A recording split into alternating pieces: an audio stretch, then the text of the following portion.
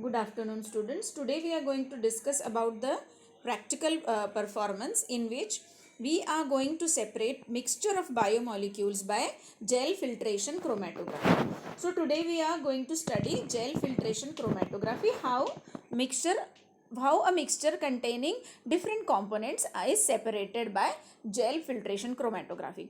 Gel filtration chromatography is also known as gel permeation chromatography or molecular sieve method or molecular exclusion chromatography. Okay, now here we are going to study the separation by gel filtration chromatography using Cefadex G25 column, where the stationary phase consists of Cefadex. Now chromatography, as you all know, is a technique for separating macromolecules or molecules present in a mixture. Here also we are going to separate the molecules that are present in a mixture. Right. Gel filtration chromatography or size exclusion chromatography involves separation of macromolecules on the basis of their molecular size. Okay. So here separation occurs on the basis of molecular size. Okay, so sample consisting of a mixture of large and small molecule is separated by allowing the sample to pass through porous gel beads. Here we are going to perform actually column chromatography. The column is just like your burette. The column is filled with gel beads, right? And the gel beads are porous. Here, when we perform the practical in our laboratory, we use a ready-made kit from High Media, where we get a ready-made column which is already filled with the gel or which is filled with Cefadex G25 gel. Okay, but if you do not use a ready-made column, what you have to do is your column is like a burette. First, you have to take the gel. The gel is allowed to undergo swell. It is swollen in water or buffer overnight, or if you are using hot water, it is allowed to swell for 3 to 4 hours. Once the gel bead absorb water, they swell, okay, and they become gel like. Now these gel beads are washed carefully and then tightly filled into a column which is like a burette. At the bottom of the column you have to place a porous disc or a porous material so that the gel should not flow down the outlet of the burette, outlet of the column. Okay, so you have to fill it with the gel, right, which is swollen overnight and then filled, or which may be swollen in hot water for a few hours. Right, now fill the column. Okay, now you have to saturate the whole gel with the buffer, eluting buffer, which you are going to use as mobile phase to separate the components of the mixture. The stationary phase is the gel. Now what we have to remember is that the gel is porous in nature. The gel used here is porous in nature. Okay, so you can look at the black colored beads. They are actually porous. Porous in the sense that on their outer surface they have small pores, small openings. Okay, so we say that gel beads are porous. And separation here occurs on the basis of molecular size. Remember. So you have a column filled with the gel. You have to first saturate it with the eluting buffer, and then on top of the gel you have to load the sample. As you can see in this figure, we have to load the column from the top.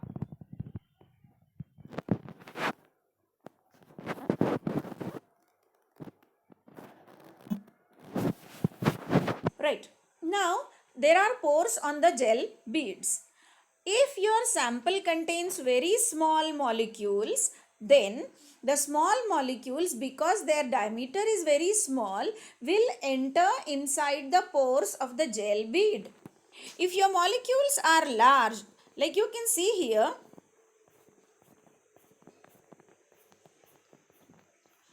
you've loaded the sample from the top. We can see here two colored molecules, red colored molecules and blue colored molecules. Blue colored molecules are small and red are large. Now blue colored molecules, which are small in size, and hence have a smaller diameter enter inside the pores of the gel bead because they have a small size.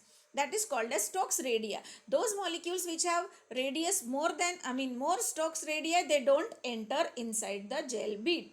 Okay, so red colored molecules, as you can see from the diagram, they are larger. They cannot enter inside the pores of the gel bead. So they are eluted out very fast. Okay, so when you load the sample, the molecules which are larger in size cannot enter inside the gel beads, and hence uninterruptedly they come out of the column. Okay, so they come out very fast. So larger molecules are the molecules to come out of the column first. That means larger molecules, their movement is not retarded. They come out fast, or they are first to get separated. Now those molecules which are having medium size as compared to the smaller and larger will come out secondly. And the smallest molecule, as shown here in blue color, because they are very small, they enter inside gel bead, and slowly when you go on pouring the buffer from top of the column, slowly they will come out. Okay, so the last molecules to come out are the smallest molecules which enter inside the gel bead, and they interact with the gel bead. That is why here largest molecule come out first, okay, medium size second, and the smallest molecule come out in the end. This is how separation occurs on the basis of molecular size. Okay, so here you can see the red colored beads, the red color molecule of the sample is getting separated very fast because they do not enter inside the gel bead, so they come out very fast along with the eluting buffer.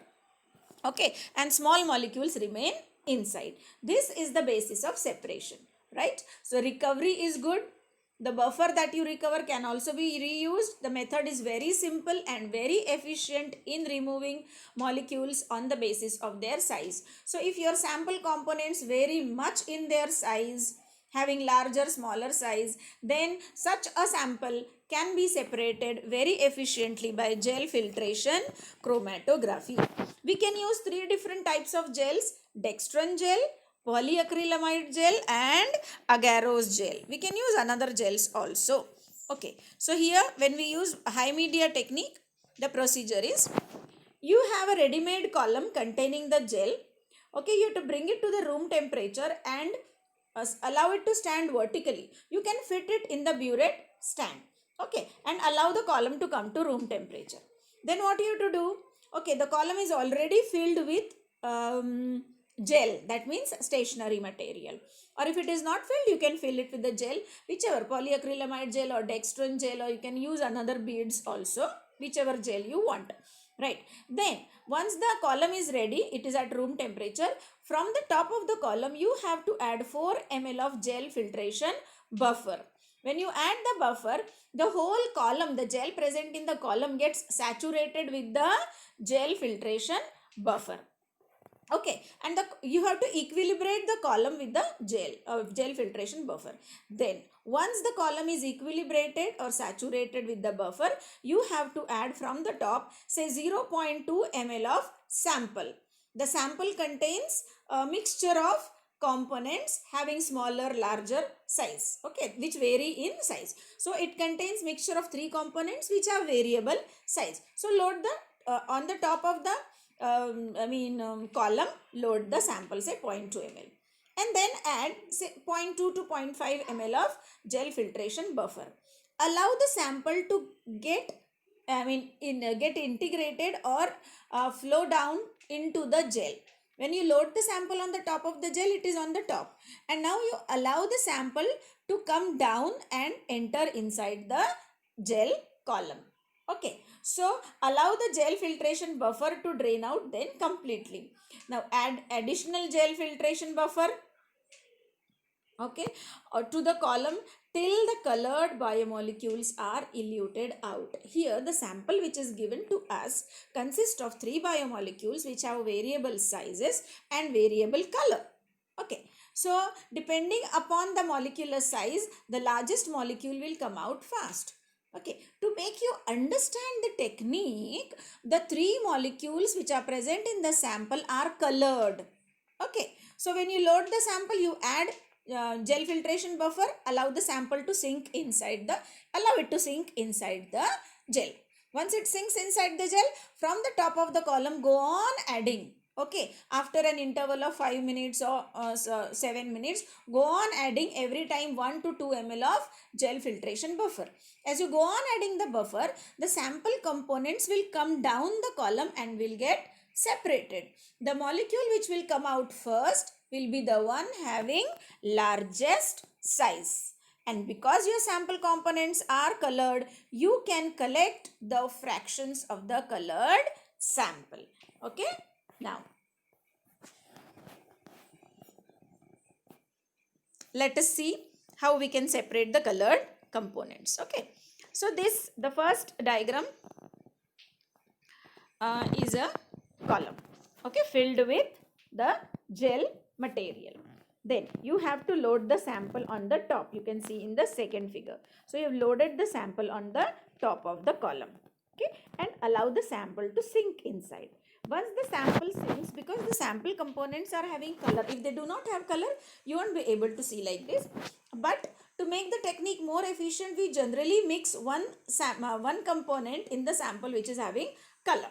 So now you can see that there are three different colors: blue color, pink color and yellow color. So your sample component sample is having three components having three different color. Once the sample sinks and you go on adding gel filtration buffer from the top, the components will get separated.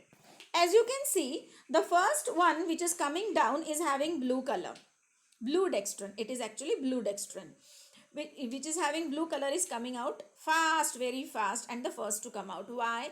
Because the molecule is having, that component is having largest size. The molecules of blue dextrans are largest in size. They do not enter inside gel bead, so uninterruptedly along with the gel eluting buffer, it will come out very fast. And you can collect the blue colored fraction in a test tube, and you can analyze it by measuring its absorbance in a spectrophotometer or a colorimeter.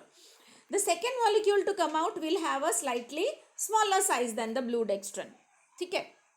So it is vitamin B12. So the pink color fraction comes out. The last fraction which comes out very slowly is the one having yellow color, that is paranitrophenol here in this case, because it is having smallest size and all the small molecules enter inside porous gel bead, and hence they come out very slowly. They interact with the gel bead and slowly along with the gel buffer they will come out. So the three fractions can be separated. So the basic concept that you need to understand here is that molecules or components in a sample get separated by gel filtration chromatography depending upon their size. The one having largest size will come out first and very fast, and the one having smallest size will interact with the gel bead. It will enter inside the gel bead, and hence it will be the last to come out, or it will come out very slowly. Okay, so by interpretation, the one which comes out fast is having larger size, and then the one which comes out second is having medium size, and then the third one. So with this observation and result, what you can conclude, that the first molecule to come out is the blue colored one, blue dextran. The second to come out is vitamin B12, which is pink in color in this sample, and the third is paranitrophenol. Okay, so this is how gel filtration chromatography can be used to separate molecules on the basis of their size.